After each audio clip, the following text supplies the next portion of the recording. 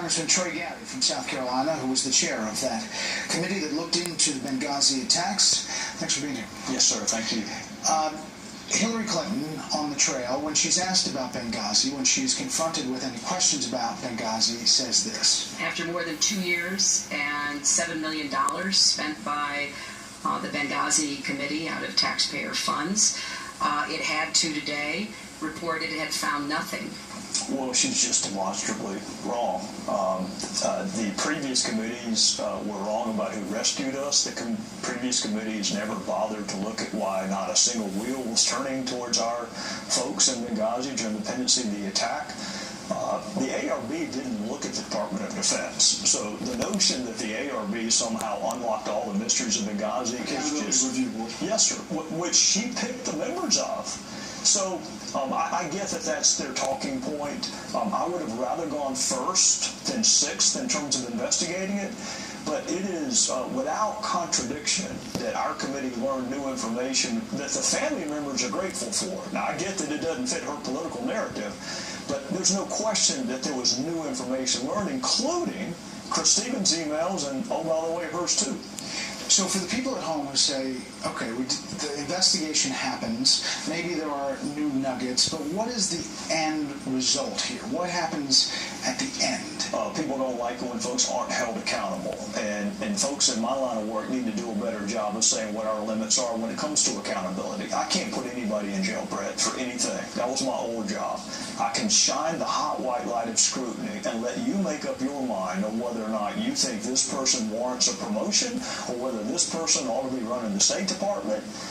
That's all we can do. None of the other committees looked at Benghazi from pillar to post. We did.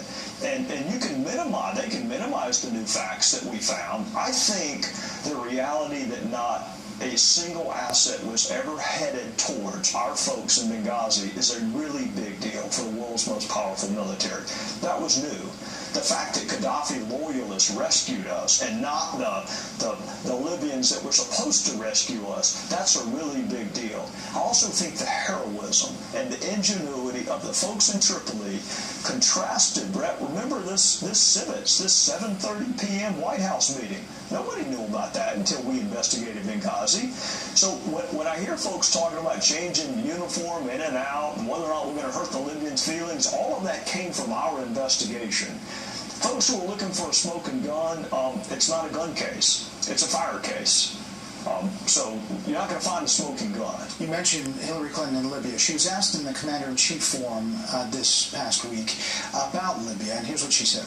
I put together a coalition that included NATO, included the Arab League, and we were able to save lives. We did not lose a single American in that action. Boy, that'd be news to Ty Wood's widow, whom I talked to just yesterday. It'd be news to Ty Wood's mom, who I stay in contact with, and his father. It'd be news to Chris Stevens' family that no Americans lost their lives. 4 Americans lost their lives. And if it hadn't been for the valor and the heroism of folks in Tripoli, more Americans would have lost their lives. And if it hadn't been for Gaddafi loyalists, the guy that she takes credit for toppling, coming and rescuing our folks from the annex, it would have been a slaughter. So I don't know what the hell she's talking about when she says no Americans lost their lives. She is welcome to take credit for the intervention if she wants to. But with that comes the responsibility of what happened afterward. And Libya is an unmitigated disaster. So she owns that. If she owns the success, she owns the disaster. The email issue came from your investigation. Yes. Now the FBI and their decision. Jim Comey, the FBI director, is defending decision not to move forward with prosecution. You've talked about what's in those notes and what's not, and the lack of curiosity about intent. Now we know that 2 BlackBerries were destroyed, 11 others missing, couldn't find the laptop, and there are real questions. Your thoughts on where this goes? Well, Brett, it's really hard to prove intent. In this particular statute, you don't have to. You have to prove gross negligence, but of course you know Director Comey said he read into that an intent element. Okay, that's fine. Never do defendants say, on this date, I'm going to commit this offense. Just want to warn everybody. Just so you know I intend to do this. That never happens. You have to prove intent by circumstantial evidence. So how do you do it? Consciousness of guilt. How do you prove consciousness of guilt? Destruction of evidence. The fact that you concealed it for however many years. All of these emails were concealed from the public record for however many years. And then when we asked for them back, she had her lawyers, not government lawyers. Not government, her lawyers went through and decided what you can see and what you cannot see. And even then, they missed about 15,000. And at the end of all of that, they decided to apply a product called bleach bit. Not the delete button, but a hammer and bleach bit to what they claim are yoga emails. It doesn't pass the laugh test. But are you accusing the FBI of conspiracy, of collusion with the administration, of not doing their job? I'm a big fan of the FBI. I'm probably biased towards the FBI, quite frankly, based on my previous job. Fidelity, bravery, and integrity. Those three words do not schedule the release of documents on the Friday before a holiday. Fidelity, bravery, and integrity doesn't have a press conference the day after July 4th.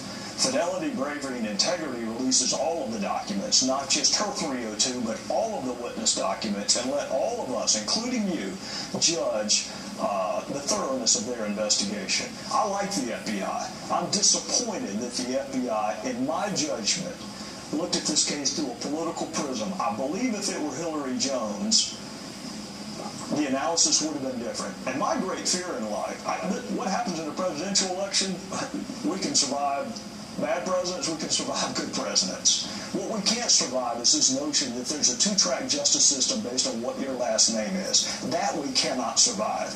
And I'm afraid they applied a different standard because of who she was. Congressman Gowdy, as always, thank you. Yes, sir. Back with some final thoughts after a quick break. 9/11 is a day about remembrance. It's about deep emotion, pain, sadness, but also resolve. The numbers, even 15 years later, are still staggering. 2,753, the number of people who died at the World Trade Center.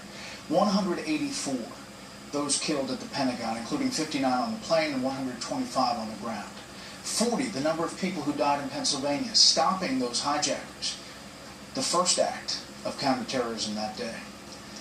1,609, the number of people who lost a spouse or partner in the attacks.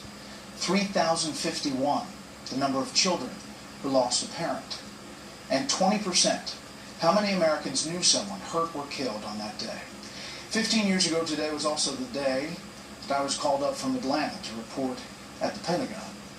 I never left. Thank you to all those who have kept us safe ever since. Thanks for inviting us into your home tonight. That's it for this special report. Fair, balanced, and still unafraid. Special interview tomorrow.